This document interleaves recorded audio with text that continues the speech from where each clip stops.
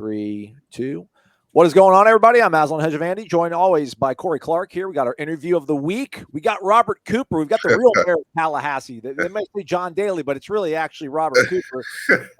Thanks for taking time out of your busy schedule, Robert. We really appreciate it, man. How you been? Yes, sir. I appreciate you having me, but I've been doing pretty good. Just getting better every day. That's the best way I can explain it.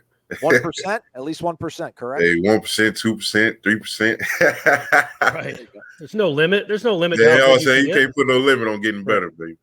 All right, so Robert, check it out. We get this question a lot on the podcast. We have a mailbag, and people ask us, like, what are the players up to in May, June, and July? And, we're like, well, they're working out, but we don't really know the details of it, man. So can you let us know, like, what you're up to? I mean, you lift every day, I guess, right? Like, what can you get done in a 30-minute lift?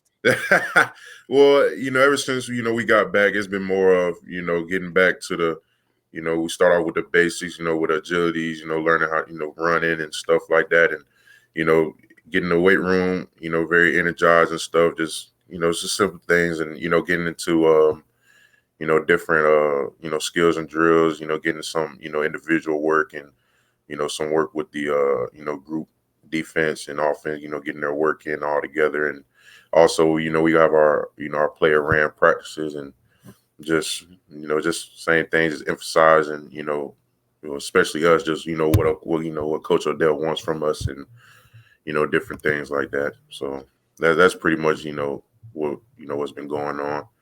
I don't want you to give away secrets, Robert, but like detail wise. So you guys have a morning lift. So yes, sir. You lift for like 30 minutes. Yes.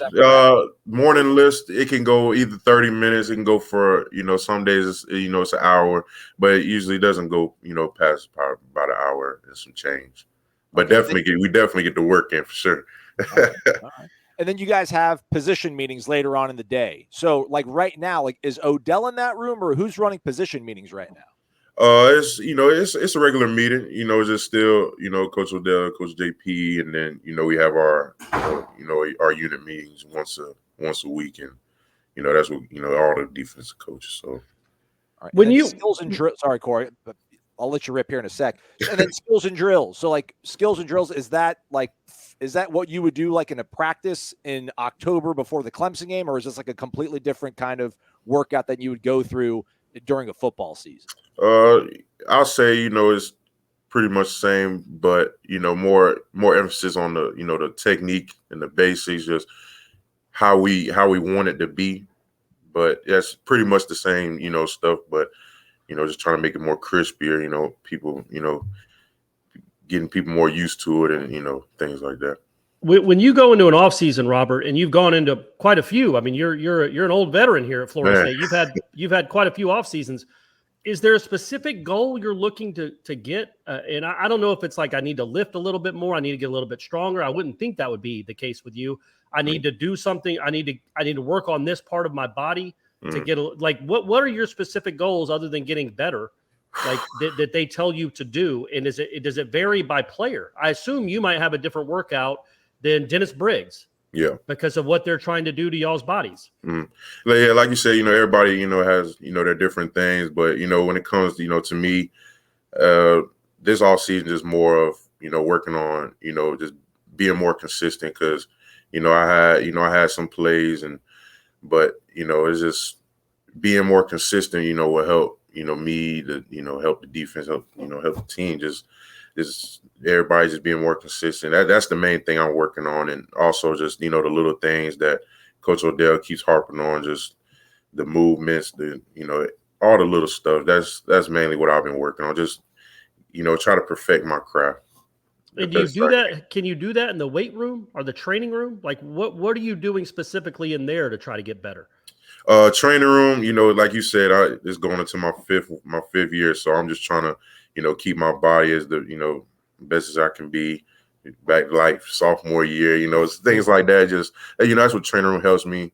And then weight room, I know I'm already strong, but, I just, I always want to keep it up there and, make sure I'm always, pushing myself to, even get even more stronger and, understand the, different, parts of my body and stuff, just get it better. And then, practice field and, the conditioning that goes back to, being more consistent. That'll help me just stay more consistent, just stay on the field a little bit longer. If there was like a Royal Rumble contest between everybody on the Florida State football team, like there's 80 guys in a ring, and only one guy is throwing, like, who wins? Like, who's the strongest dude on the team? Who would you take to be able to lift everybody out and throw them out of the ring? I assume you're one of the finalists. No, I'll definitely say I'll be one of the finalists, but I definitely say that we do got some strong guys on this team. I don't want to point my own self out, but sure, definitely got a lot. You got Verse, you got Fable. I mean, Steven, DJ. We got a lot of strong guys. But if I said there was a Rumble match going on, I'll definitely say I'll come out on top. I mean, you're a big dude. You're quick for your size, and you've got to be one of the strongest. Like, I know Jared Verse is strong. I know Steven Dix and DJ Lundy are very strong for their size, but you outweigh them by 90 pounds, man. You pick them up like rag dolls and throw them over your shoulder. Yeah. Yeah. How'd Verse look to you this spring? I mean, you mentioned him as one of the stronger guys. I mean, he looks the part, obviously, man. When being in a meeting position room with him with the defense, what did you think about Jared this spring? I really think Verse is coming along real smooth. I can say I expected that just because how we operate in our room. We just want to make sure everybody's on the same page. And he's been going along with us just fine. In the meeting room, practice field, weight room. He just fits right along with us, working hard. Always giving his best and everything. As a veteran, he comes in as a transfer. Jermaine Johnson, Keir Thomas last year, Jamie Robinson, all came in as transfers. And I wonder, as a veteran, a guy that came to Florida State, was recruited by Florida State, signed with Florida State, has been here for, I don't know, I think this is your 9th year, 11th year. I can't. But you've been here a good long while. What is what is it like now that the portal is what it is? And you've got an influx of dudes, man. You've got, over the last 2 years, you've gotten, 25 new players just from the portal alone that have already played at other places. Is it a different, welcoming process? And welcoming is not the right word. Than it is with a high school freshman. When you got a guy like Jermaine Johnson or Keir Thomas that's been doing it and is our older guys. I mean, I say at first I would say it was a difference, but when you really look at it, it's really not. Just once you get these guys in and you try to get everybody on the same page and make them realize this is a family. Like we always going to push each other to be our best, and that's something that you're going to expect from us, every day. So I mean, I feel like as long as everybody's on the same page, like we got with with Jermaine and Jamie, all of them, it just makes everything smoother. Just because they'd already know coming in what to expect from us. Just we're always going to push them, even on their good, bad days. We're just a family. Everything we're gonna ride with each other. It's just that's just what we preach to them. Everything, we just a family. Do you feel like the mentality of the transfers is different than like an incoming recruit? And I only ask that going back to Verse because we were out there at spring practice and he talks a world of shit to the entire offense. Sorry, you have to bleep that out, Aslan. But he didn't tiptoe around at all at practice. Like, I'm the new guy. I'm going to kind of buy. Like, he jumped right in. Like, no, I'm going to bark at these offensive guys. There's going to be some animosity. It's going to make us all better. But do you feel like, is that an anomaly? Is he the outlier? Is he the guy that's not normal? Or do you find that with these transfers that they're maybe a little more confident and sure of themselves when they join a program? Yeah, I'll say with transfer, it's just, you already got, played some college ball and, you already got some experience under your belt. So it's not like you coming into, something brand new, it's college ball is college ball at the end of the day. So, I mean, those transfers, they come in with, little experience. I mean, but they got some type of experience under them unlike a high school recruit, they just coming in and just don't know what to expect. These transfers basically some kind of know what to expect. And then even before they get here, it's something that's already been told, like, what to expect when you come to Florida State. So, right. But yeah, it's just, I'll say just the experience, like transfers already know what they're getting into. Robert, it seems like, any athlete you speak to this time of year will tell you about, they're in the best shape of their life. Like every guy's in the best shape they've ever been in. Their team is working harder than they've ever worked before.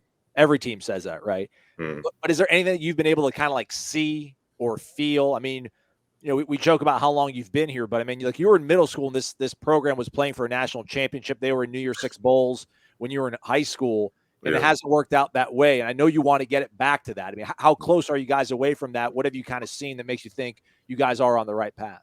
I honestly, I'll say we're real close. I believe it's the things I've been seeing is just, amazing to me, especially, throughout my years here, these past, couple of years, it feels like everybody's just growing all together. Everybody's just, all on one page, and, everybody's just trying to, be their best. That's the best you can ask for. Everybody just giving their best. Everybody wants to be their best, and then we're going to hold each other accountable. I mean, if that's something that people say they, what they want, you got to hold them accountable to it. And I feel like we've been doing a great job with that, even through, these past couple of weeks of summer and then back in spring. I mean, it's just holding guys accountable and just everybody on one page. Everybody know what the goal is, and we just working to it and holding each other accountable to get there.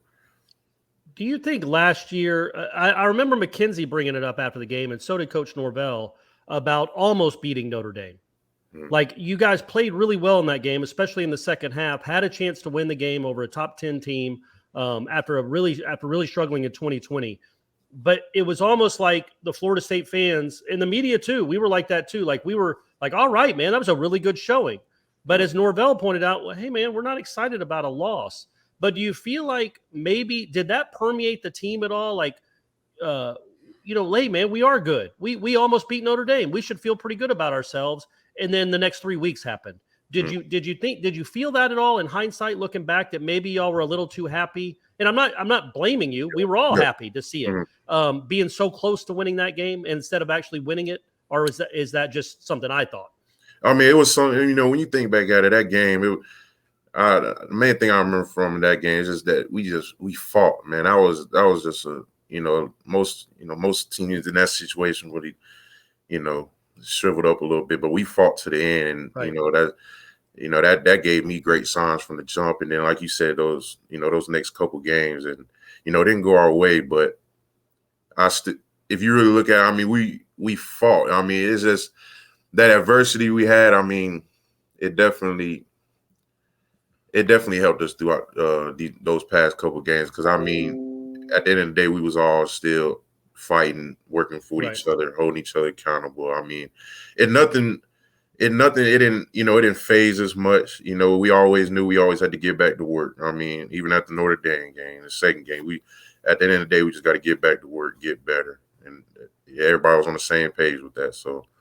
Well, and I think when you bring that up, when you say most teams wouldn't fight back like that, I think you're speaking from experience, because a lot of the teams you had been on in the past hadn't fought back from like an 18-point deficit in the fourth quarter. Like it would turn into a 30-point deficit. Was that the main difference last year? Was that, you lost 7 games, but other than the Wake Forest game where you turned it over every other play, every game was really close and down to the last few minutes, and you had chances like Louisville, Notre Dame, other games where it was like, man, NC State, where you could have been blown out, but you guys kind of fought. And like, did you notice that as a difference between maybe earlier in your career?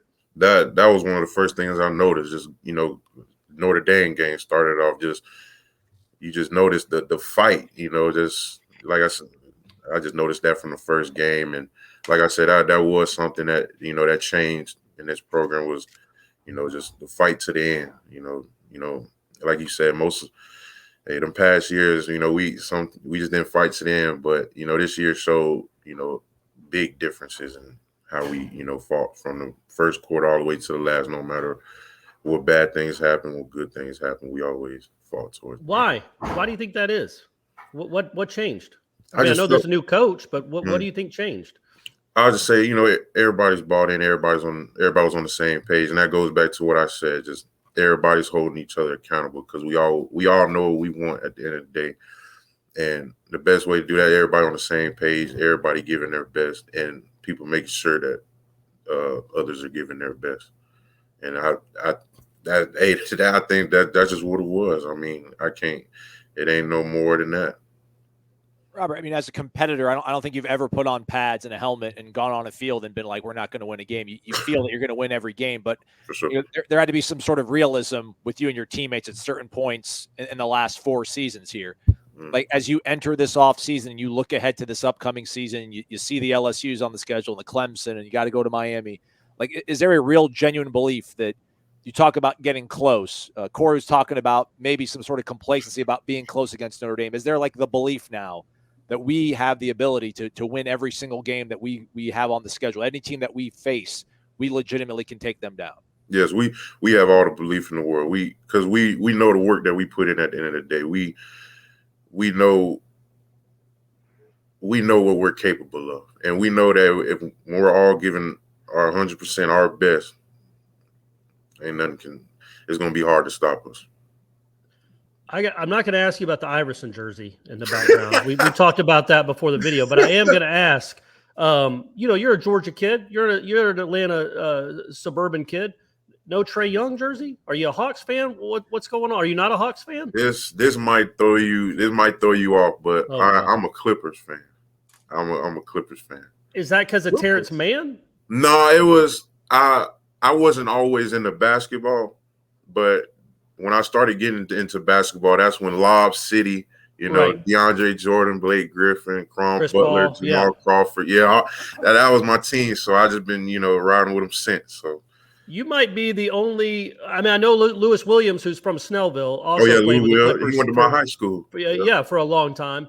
But actually, you know what? A little trivia, Robert. I used to work at the Gwinnett Daily Post, and I was the first person to ever interview Lewis Williams when he was a freshman in high school, because he was averaging 28 a game as a freshman at South. Yeah. Okay. There you go. So you're talking to a living legend right here. I got a signed basketball right over there, buddy. I could show you. Oh, man. But I was wondering about a Clippers fan in Atlanta, because usually the bandwagon fans are Lakers fans. That is jumped true. on the Clippers like Aslan. He's a Lakers fan because they had Kobe back in the day. But that's cool that you liked the Clippers. And did you know, how much interaction do football and basketball players have?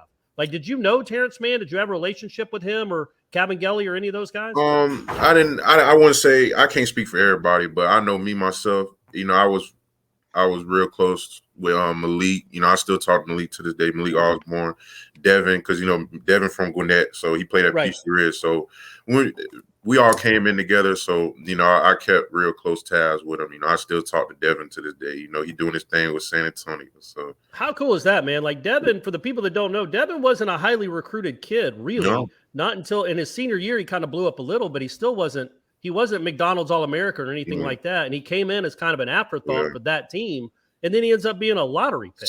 How cool was that? That's amazing. I'm still happy for him, even all the good things he's doing now, especially after this past year. And I've just been happy for him since. I'm just happy to just see him winning, man. Just see him doing this thing and everything pay off for him. I know he's been working, so definitely nice to see it pay off for him. You never played ball? You never played basketball growing up? That's my jersey right here. Oh, all right. Okay. Yeah, were you a 2 guard? What were you? I played the 4 and the 5. I bet you were down low a little bit. Yeah. So what's the most points you scored in a game? Were you more of a rebounder? You were kind of just a block them out and start the fast break? Yeah, I was just more of a defender. I was a defender rebound. I wasn't too much with the saucy points and all that. I was more the down and dirty. Hard fouls, I hope. Yeah. No easy buckets, I hope. No. Robert, we always like talking about recruiting on here because I feel there's always good stories about recruiting. Can you remember you being recruited? Who finished second to Florida State? And what was your visit like when you did visit Florida State?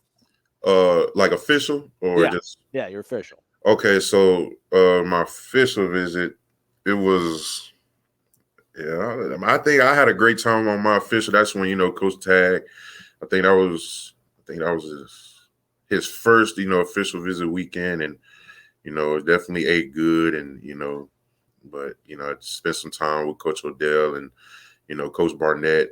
Just going over different things and just enjoying the campus more. Even though I've been there so many times, so I had to act like most of the things was new. But like I said, I've been there so many times. It was just more just relaxing, just kicking it with the coaches, and being around the players more, and because I knew that's where I was going to go. So it was more just seeing. You committed to Odell, right? I mean, you committed to Odell, right? I mean, I committed 2016. Yeah. Definitely. So who was second? Like, did you go anywhere else? Was there anybody else that kept calling and hoping they could pull you away from Florida State? Yeah, I remember, I signed early, so I didn't take any other officials but Florida State. But Georgia was making a late push, and it was a couple of ACC schools, but I wasn't really thinking of any other one, because like I said, I committed in 2016, and by the time my official came, and I'm already seeing, being around the guys, and being around Tallahassee, just go ahead, already started getting used to it. I didn't want to put all that. You didn't want to just for the trip, for the experience, go to another place and get wine and dine for a couple of days. Nah, it was just more of I knew what I wanted. Just go ahead and just make it a done deal, and just went on from there. When, as a player, I've always wanted to know this: how when signing day comes, and now signing day comes in December. It's not like back in our day when it was in February. It's that early one in December. Are you on Warchant? Are you on Twitter being like, okay, who signed? Who did we get? Who do we get? Or do you just check in at the end of the day and see who's who? Because I don't know if you followed it this year, Robert. Right. There was quite a drama. There was a lot of drama about your team signing class there that morning, and I just wondered how much you're following the actual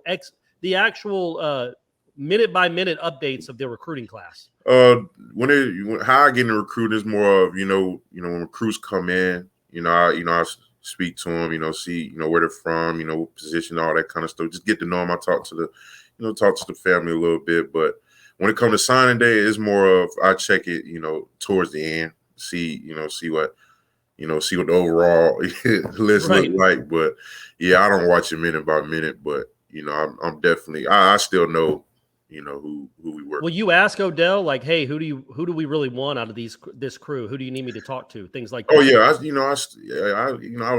I had to see what's going on with Coach Odell, and see what his plans are and stuff like that, and so yeah, that's about it. All right. Who was your host? My host was Darvin Taylor. Oh, okay. All right. Yeah, okay. Old Darvin. But old Darvin. Yeah. No. But it was a good time. He must have done a pretty decent job. He got you to Florida. I mean, I guess you were coming no matter what. Yeah, that's why I said, it was just it didn't matter. That official visit was more just being around Tallahassee, just trying to see what I was going to get into, but go ahead and get acclimated to it. Coop, what's your favorite class you've been taking at Florida State since you've been here? My favorite class, I would probably have to say I'll probably say my intro to sociology, just because it was just a whole, bunch of different things, and we had a whole bunch of like different, interactive activities. Like I ain't never did that many activities on a computer before, but like I said, I was learning a lot of things the whole different way. So I'll say that was probably the most interesting. What's the class life after sport roadmap to professional development like?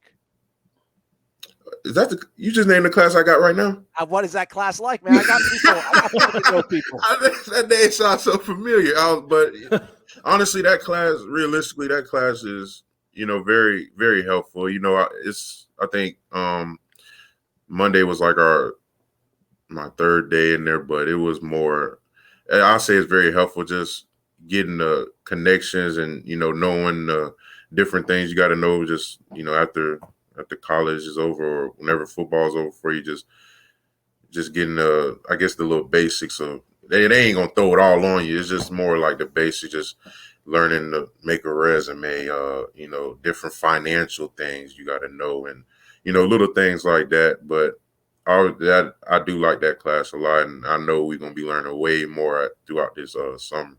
Do you have any idea, even if you have a great long professional football career, you're still going to be young when you go on to something else? Do you have any, like in your 30s, even if you have a really long and illustrious career, what do you have any idea what you'd want to do right now after football? Would you want to coach? Would you want to teach? What would you want to do?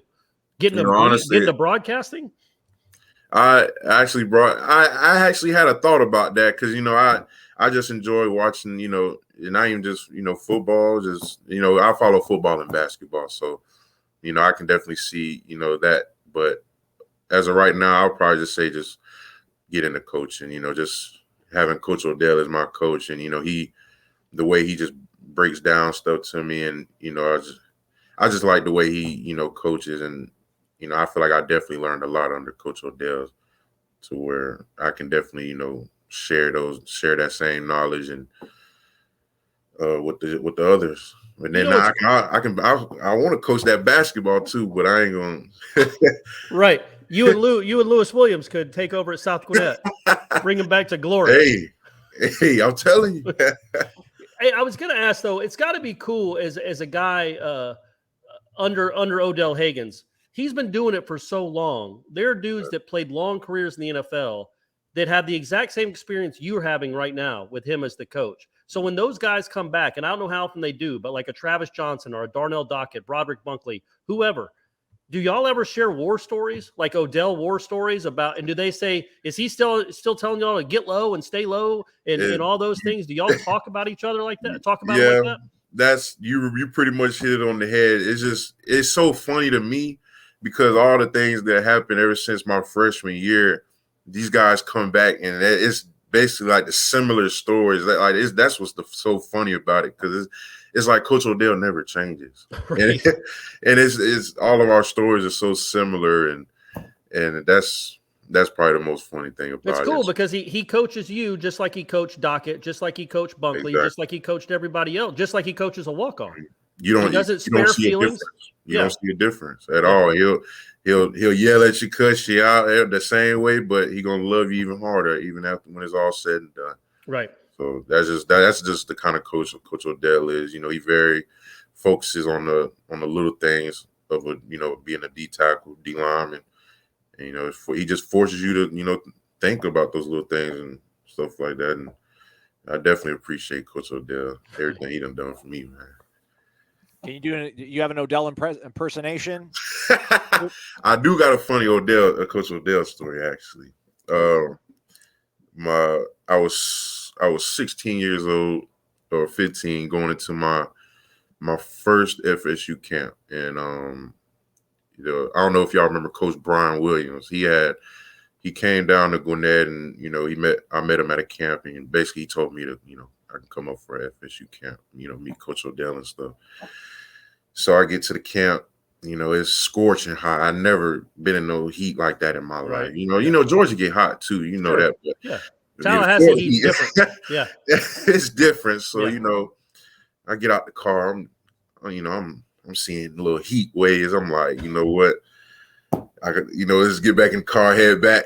But no, I ended up, coming in, and man, Coach Odell is like going crazy on me. And me, I'm thinking like, man, I'm just a 15, 16-year-old kid.